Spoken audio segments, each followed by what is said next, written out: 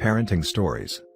Am I the a-hole for moving to avoid babysitting for my parents, which prompted my siblings to do the same? I'm 22 mil, the oldest brother of 9 siblings.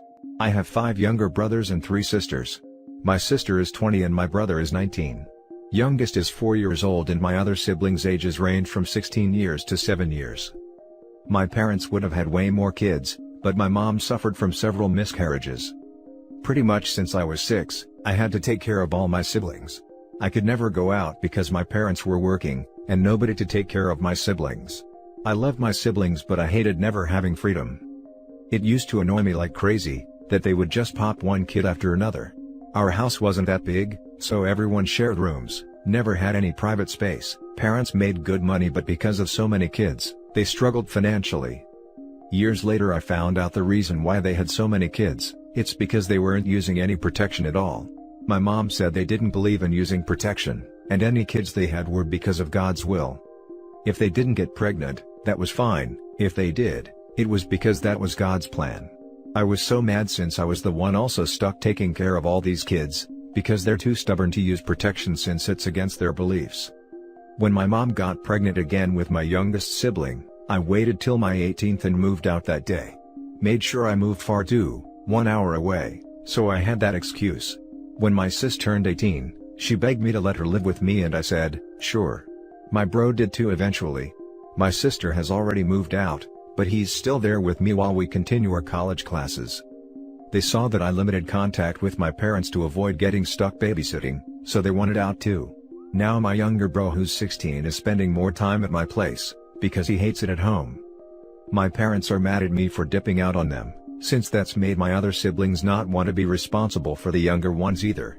My dad told me they're hurt I turned my back on my family, and have made my siblings do the same. Because I'm the older one, so I have the most influence on them, and ever since I left they followed with the same attitude. A part of me does feel bad that they're having a hard time, but at the same time, I feel they brought that on themselves just thinking they could have however many kids and expecting us all to just live with their actions. Just wondering if I'm the a-hole for how this all happened. Now for the top comments. Not the a-hole, tell them it was God's plan. Not the a-hole, it sounds like your parents used you to parent your siblings. There is an actual term for this, parentification. There is obviously a spectrum to parentification of how much responsibility the child is expected to have, but it sounds like you know that what your parents expected from you was an unfair amount. You didn't choose to have those kids, they are not your kids, but you were forced to look after them. Well done for being able to get out and start looking after your own needs. In a way, it sounds like you are still parenting your siblings by letting the older ones live with you. But as long as you are happy to do so, and that you don't feel you have to. Never heard of that word before to be honest, but it's different now with my bro. We both take care of our own things, so we're more like roommates, and brothers obviously, than anything. Not the a-hole. You didn't choose to have all those kids, your parents did. The younger children are their responsibility and not yours. End of story. Not the a-hole, you didn't turn your back on your family. You are choosing to live your life and be a brother instead of a babysitter. And after all that, OP is still letting 3 of his siblings live with him. That shows a very large capacity for kindness that I'm not sure I'd have in that situation. OP could be living completely independently, but instead is sharing his living space with dependents, in assuming they don't pay much towards costs, because he loves his siblings. Now for the next story. Am I the a-hole for no longer saving money for my stepdaughter's college saving after she took my deceased daughter's poems? My 13-year-old daughter passed away from septic shock after she was suffering from organ failure. It was hell. It has been and will always be a struggle for me. I still have those same feelings of hopelessness, loneliness and sadness, even though it's been nearly 4 years. I met my now wife who's a single mother of a 14-year-old daughter. She's quite smart, however she treats me poorly and sometimes would yell at me when she's angry with someone else. She made it clear that she had zero intentions of treating me like her dad. And would always feel as if I was trying to be her dad, even though all I ask from her is basic respect.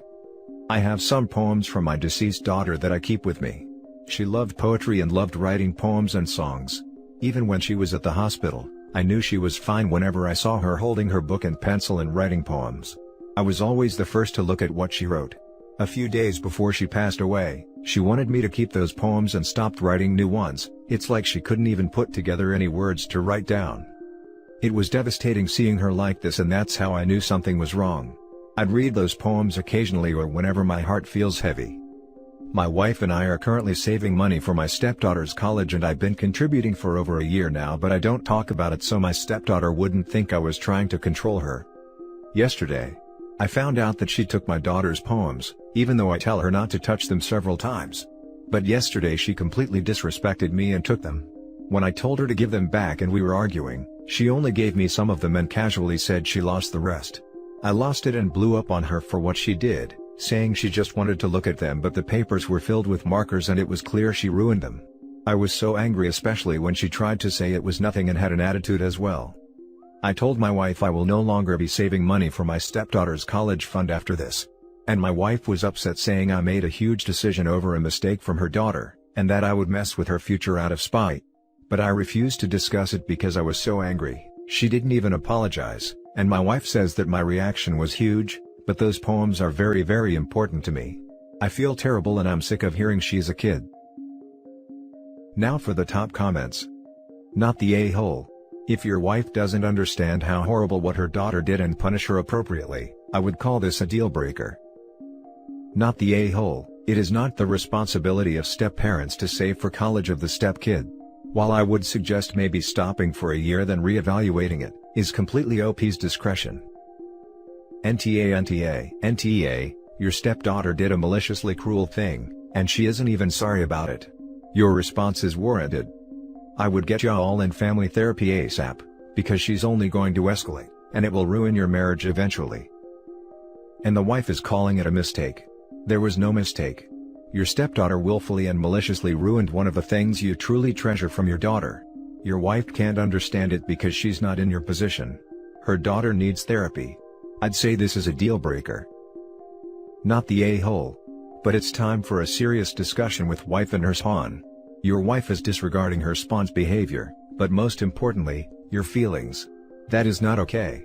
She should be on your side. What her spawn did was so hugely invasive and disgusting. Best of luck. Next story is titled, I lashed out and called my mom a failure of a mother, which I think is true, but I still regret saying it. My 16 female mom and dad met when my mom was 19 and my dad was 22, dated for 3 months, break up, 6 months later mom finds out she's pregnant. Dad says he wants proof it's his paternity test, and that was that. They were supposed to have split 50-50 custody, until I was about 7 and my mom decided she didn't want to be a parent anymore. She left, and I lived with my dad full time. Since everyone else had their moms, I was confused and hurt. I constantly asked my dad if I did anything wrong, and was honestly distraught for the first 6 months. My dad and his mom tried to put me in therapy, but since my mom's mom was still in the picture, it didn't quite work.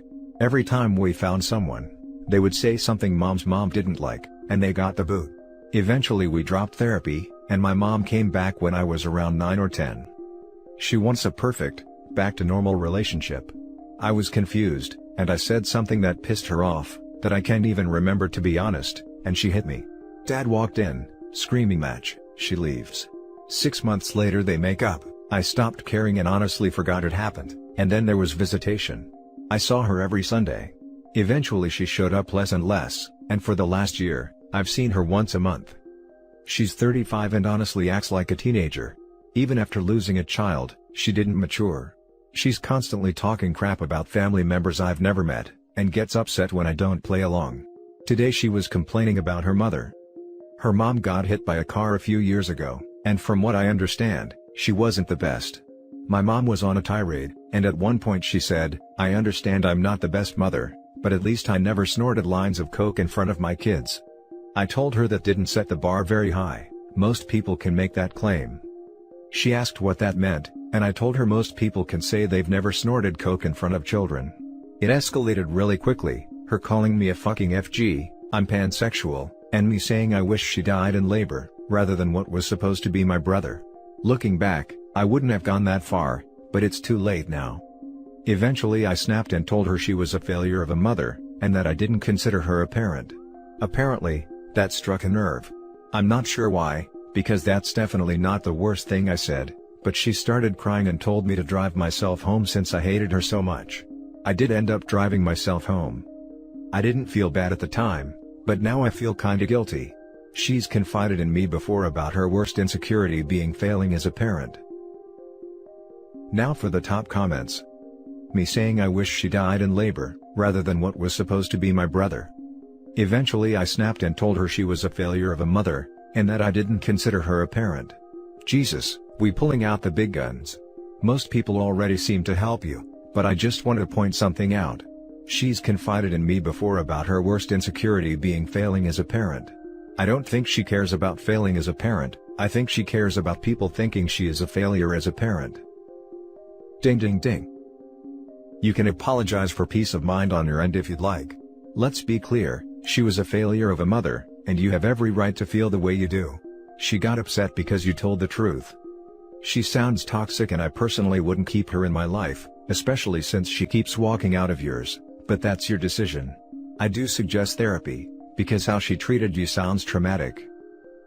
The woman doesn't deserve an apology, period. However, some people like to keep things as cordial as possible, so OP can if she wants to.